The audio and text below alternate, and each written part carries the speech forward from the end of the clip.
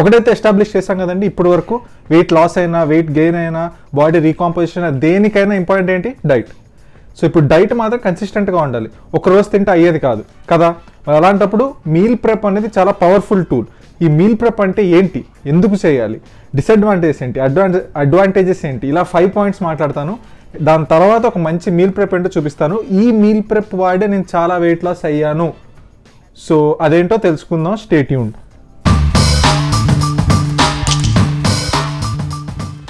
Hello guys, welcome to బాగా బిర్యానీ. కొత్తగా వచ్చారా అయితే లైక్ చేయండి, షేర్ చేయండి, సబ్స్క్రైబ్ చేయండి. పాత వీడియో చూస్తే వ్యూస్ కొంచెం బాగానే తగ్గినాయి.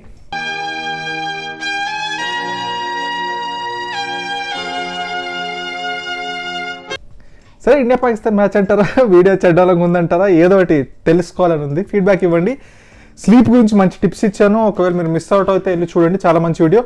జనాలు చూసిన వాళ్ళు మాత్రం హెవీ రిటెన్షన్ అండి, చూసిన వాళ్ళు మాత్రం 6 నిమిషాల వరకు చూశారు, కానీ ద నెంబర్ ఆఫ్ పీపుల్ ఎవరైతే చూసారో చాలా తగ్గిపోయింది. పర్లేదు, నో వరీస్, మనకి తెలిసింది ఇంకేం లేదు, వీడియోస్ చేస్తూనే ఉంటాం. అండ్ లైక్ చేయండి, అండ్ మీ ఫ్రెండ్స్కి షేర్ కూడా చేయండి, సబ్స్క్రైబ్ కూడా చేయండి. చాలా అడుగుతున్నారు నాకు తెలుసు. కింద ఇన్స్టాగ్రామ్ లింక్స్ కూడా ఉంటాయండి, దానికి కూడా ఒకసారి లుక్ వేసేయండి. మా ఎడిటర్ హేమంత్ లింక్స్ కూడా ఉంటాయి. అండ్ నన్ను సపోర్ట్ చేయాలి అనుకుంటే ఏదో విధంగా కింద అమెజాన్ లింక్ నొక్కండి. ఆ లింక్ నొక్కి మీరు కొనాల్సిన అవసరం లేదు, జస్ట్ ఆ లింక్ నొక్కి పెట్టారనుకోండి, నెక్స్ట్ టైం మీరు ఎప్పుడైనా వెళ్ళి ఏదైనా అమెజాన్లో కొంటే నాకు కొంచెం కమిషన్ టైప్లో అఫిలియేట్ లింక్ లాగా అనమాట. సో ఆ ఫేవర్ నాకు చేయండి, మీకు పోయేదేం లేదు, నాకు కొంచెం బెనిఫిట్ అవుద్ది. అండ్ ప్యాట్రియాన్ లింక్ అని కింద ఒకటి ఉంది, అది కూడా నొక్కండి. నాకు ఒక ప్యాట్రియాన్ మెంబర్ కూడా ఉన్నాడు. Thank you so much. నీకు ఎలా థ్యాంక్స్ చెప్పాలో నాకు తెలియట్లేదు, నాకు ప్యాట్రియాన్ మెంబర్ అయ్యావు. Thank you. ఏం చెప్పగలను ఎంతకన్నా.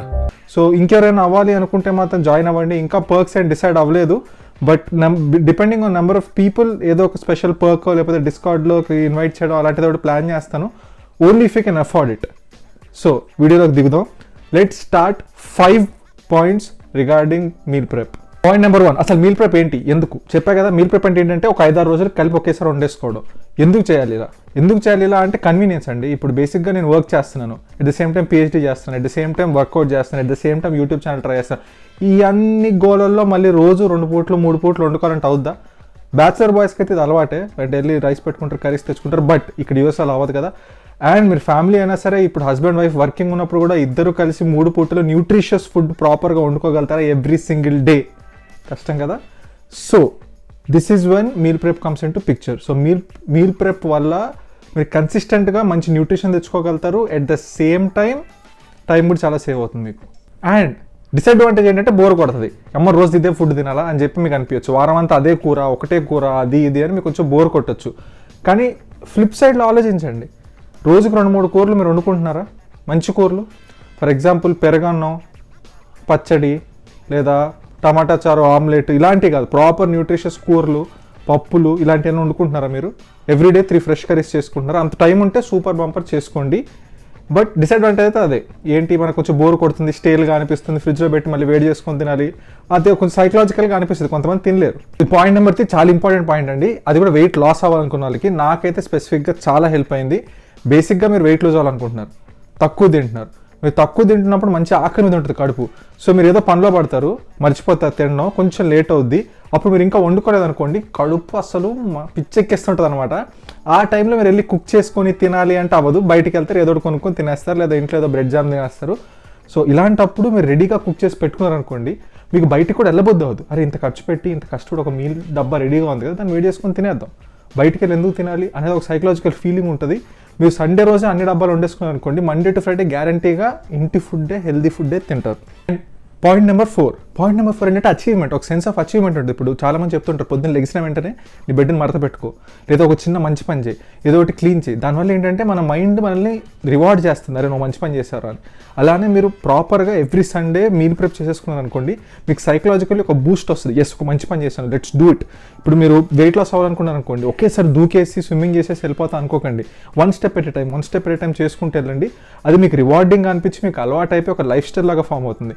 సో మీల్ ప్రెప్ మీకు ఒక సైకలాజికల్ ఇంపాక్ట్ కూడా క్రియేట్ చేస్తుంది. సో ఈ సండే స్టార్ట్ చేయండి, లేదా ఈ ఫ్రైడే మీరు వీడియో చూస్తున్నారు కదా, ఇవాళ సాయంత్రం అసలు మీల్ ప్రెప్ స్టార్ట్ చేసేయండి మీరు.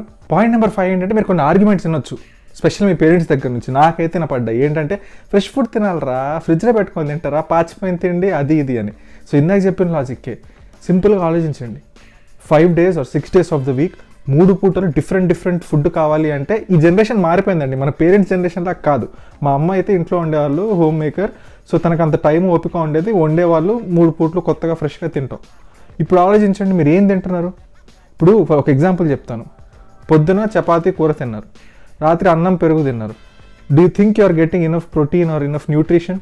సో దానికన్నా మీరు ప్లాన్ చేసుకొని మంచి ఫుడ్ ఒకే రిపిటేటివ్గా తిన్నా పర్లేదు, అట్లీస్ట్ హెల్దీ ఫుడ్ తింటున్నారు కదా. సో ఆ కాన్సెప్ట్ తోటి గుర్తుపెట్టుకోండి. సో ఇవాళ మీల్ ప్రెప్ వచ్చేసి మనం ఒక 2 కర్రీలు చేయబోతున్నాం అండి. ఒకటేమో దాల్, ఈ దాల్ కొంచెం వెరైటీ దాల్ బాగుంటుంది. సో ఇదో దాల్, అండ్ ఇంకోటి వచ్చేసి chicken breast fry. So first అయితే ఇవన్నీ పక్కన పెట్టే ముందు ఆయిల్ ఎంత వాడాలి? నేనైతే గీ వాడాను. డేకి 20 grams చెప్పున మొత్తం 100 grams అనమాట. So 5 days వండుకుంటున్నాం. ఈచ్ కర్రీకి 50 grams ఇక్కడ, 50 grams ఇక్కడ. ఎప్పుడు వాడాలో అన్ని నీట్గా చెప్తాను. అంతకన్నా ముందు ఫస్ట్ అయితే మసాలా రెడీ చేసుకుందాం. నేను ఇప్పుడు ఈ మధ్య నా మసాలా నేనే నూరుకుంటున్నాను. ఫ్రెష్గా ఉంటుంది, టేస్ట్ కొంచెం కొత్తగా ఉంటుంది. మీరు ట్రై చేయండి మంచి రేషియోస్తో. మీకు ఏంటంటే ఇక్కడ అడ్వాంటేజ్, ఇప్పుడు స్టోర్కి వెళ్ళి మసాలా కొంటారు, అది ప్రతిసారి అదే టేస్ట్ కొడుతుంది. అదే మీరు సొంతంగా చేసుకున్నాను అనుకోండి, మీరు ఒకసారి ఒకటి ఎక్కువ వేస్తారు, ఒకటి తక్కువ వేస్తారు, కొంచెం ఆ వెరైటీ ఉంటుంది మసాలాలో. అండ్ ఫ్రెష్ మసాలా మీకు టేస్ట్ చాలా డిఫరెన్స్ కనపడుతుంది. అండ్ చాలా సింపుల్, మీకు ఇప్పుడు ఎక్స్ప్లెయిన్ చేస్తాను చూడండి. ఫస్ట్ అయితే కొంచెం కొరియాండర్ సీడ్స్ తీసుకోండి.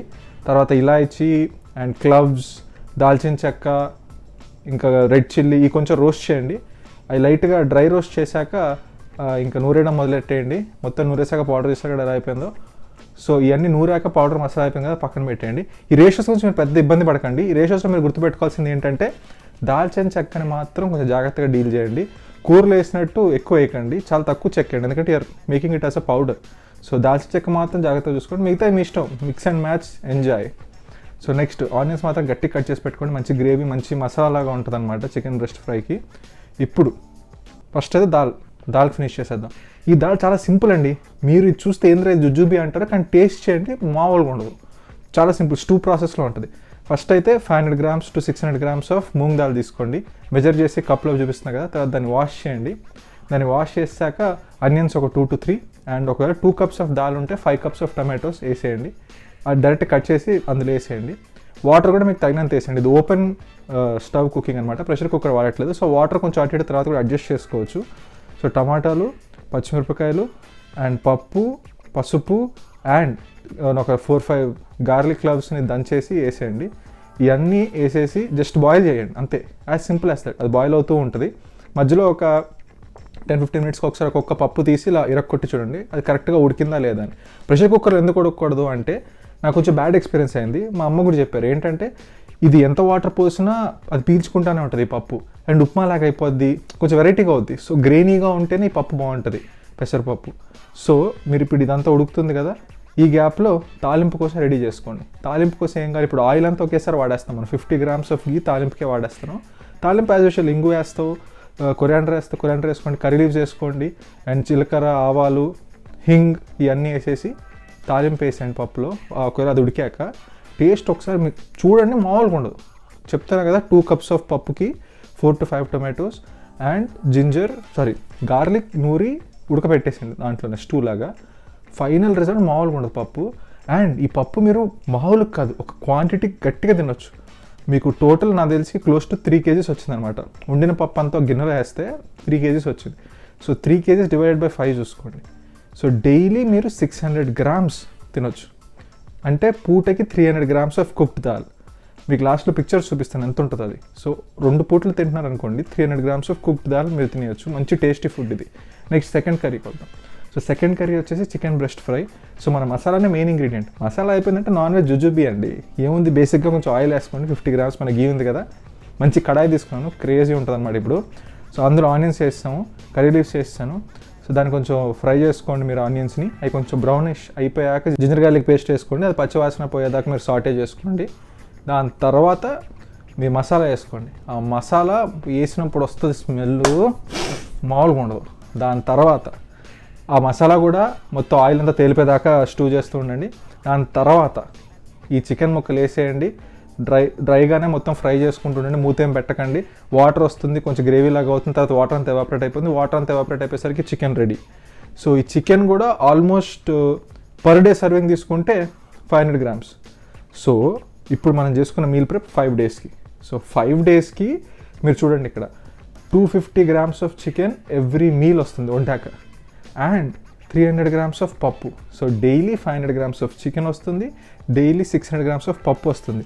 అండ్ దీంతో సరిపోలేదండి, ఈ రెండు ఉన్నాయి కదా, ఈ రెండింటితో పాటు 300 grams of cooked rice each మీల్లో. సో 2 times తినొచ్చు మీరు. ఇప్పుడు నేను చూపిస్తాను చూడండి, జస్ట్ కూరలు ఎంత ఎక్కువ ఉంటాయో ప్లేట్లో.